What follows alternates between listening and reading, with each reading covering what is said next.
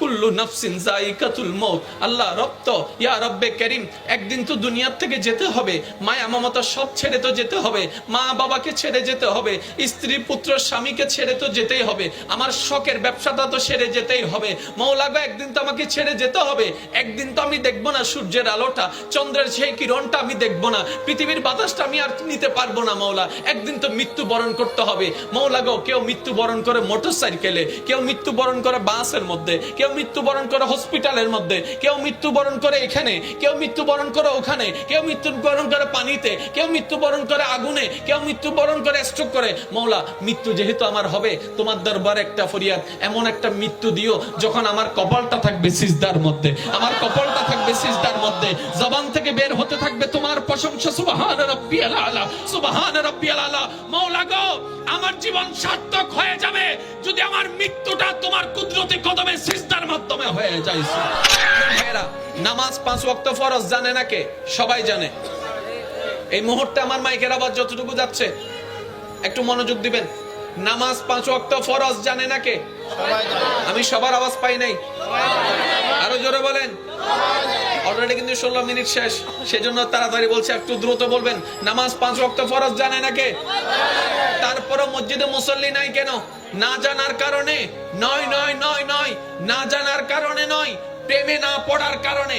যদি প্রেমে পড়তো, একটা মানুষ প্রেমে পড়লে দিনকে রাত বানাই ফেলে, রাতকে দিন বানাই ফেলে, সূর্যের তাপের মধ্যে দাঁড়ায় থাকে, বৃষ্টির মধ্যে ভিজতে থাকে, হাত কেটে ফেলে, এমন করে এমন করে। দুনিয়ার প্রেম যদি একজন মানুষকে এমন পর্যন্ত পর্যায়ে নিয়ে যায়, নেশা করলে মারা যাবে, নেশা করলে কিডনি নষ্ট হবে, নেশা করলে হার্ট নষ্ট হবে, নেশা করলে শরীর নষ্ট হয়ে যাবে, জানার পরও সেই নেশায় চলে যাচ্ছে। এটা যদি দুনিয়ার প্রেম হয়, ও আল্লাহর বান্দারা, একটু চোখ বন্ধ করে ভাবেন না, বান্দা যেদিন রবের প্রেমে পড়বে, উম্মত যেদিন নবী মুস্তাফার প্রেমে পড়বে, জীবন তেমনি পাল্টায় যাবে। আমরা সব সময় ভয় দিয়ে নিয়ন্ত্রণ করার চেষ্টা করি, যেটা আমাদের জন্য সবচেয়ে বড় ভুল। কথা বলেন না? মা বাবা কত দামি জানে না কে? সুরে বলেন না। তারপরে মা বাবার সাথে বেয়াদবি করা হচ্ছে কেন? না বুঝার কারণে। কি না? ওই তারা মারামারি করে উড়ে ফেলার।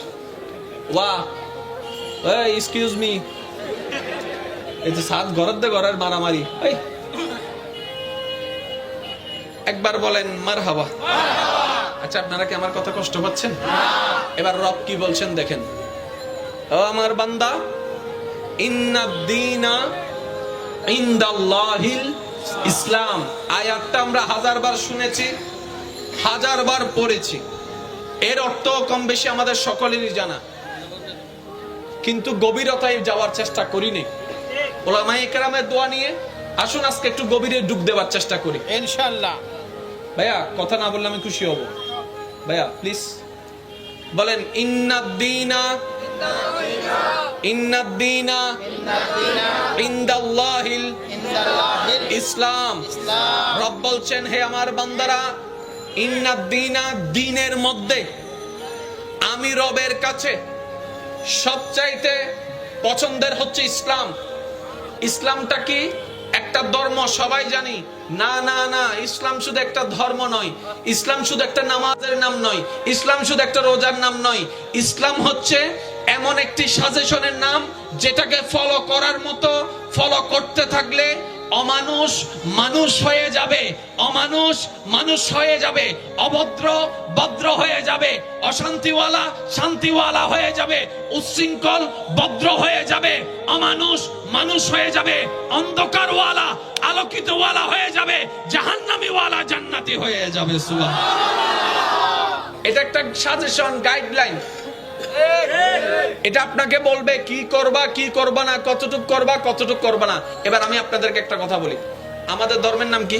ইসলাম। আচ্ছা, এই ইসলাম ধর্মে বাথরুমে ঢুকার নিয়ম আছে না নাই? আছে। বের হওয়ার নিয়ম আছে। মাশাআল্লাহ। আচ্ছা, যে ধর্মে বাথরুমে ঢুকার এবং বাইরে হওয়ার নিয়ম পর্যন্ত দেওয়া আছে, এখানে আর বাকি আছে কি? সুবহানাল্লাহ। আয় বোমারি দিন দাও আসিবে ছোট হইলে আরো জোর হন সুবহানাল্লাহ। আপনি ভাবেন, ইসলামটা গরু ছাগলের জন্য না মানুষের জন্য? তো মানুষের ভিতর 24 ঘন্টা আছে না নাই?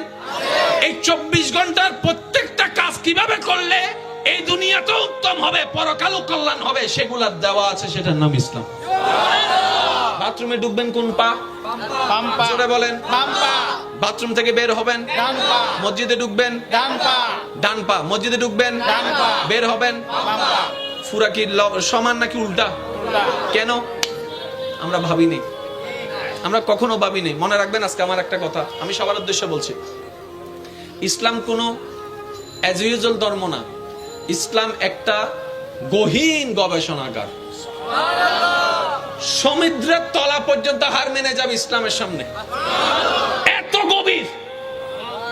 আমরা আজকে থেকে একটা কাজ করবেন, আমার অনুরোধ, ইসলামের প্রত্যেকটা কাজকে আপনি শুধু ভাববেন আচ্ছা এটা এমন হলো কেন, আল্লাহ এভাবে দিলেন কেন, আল্লাহ এভাবে দিলেন কেন, আল্লাহ এভাবে করলেন কেন, আল্লাহ এভাবে বললেন কেন। দেখবেন প্রত্যেকটা কাজে কাজে আপনার গবেষণা আসবে, গবেষণার থেকে প্রেম আসবে, আর প্রেম আসলে আপনি ঝগড়া করার টাইম পাবেন না, গবেষণা করতেই থাকবেন। বলেছিলাম আরেকটু জোরে বলেন না। বাথরুমে ঢোকার সময় এই তো বলেন না, বাথরুমে ঢোকার সময়, বাথরুম থেকে বের হওয়ার সময়, মসজিদে ঢোকার সময় আর বের হওয়ার সময়। এবার আসুন একটু বিজ্ঞানকারের পার্থক্যটা বুঝি। মানুষের শরীরের পুরা ব্যালেন্সটা থাকে কিসের উপর? জোরে বলেন। আচ্ছা মাঝে মধ্যে আমাদের কি স্কুলে সাজা দিয়েছে, এই এক ট্যাঙ্গর দিয়ে, আচ্ছা এক ট্যাঙ্গর দিয়ে কেঙ্গর হয়,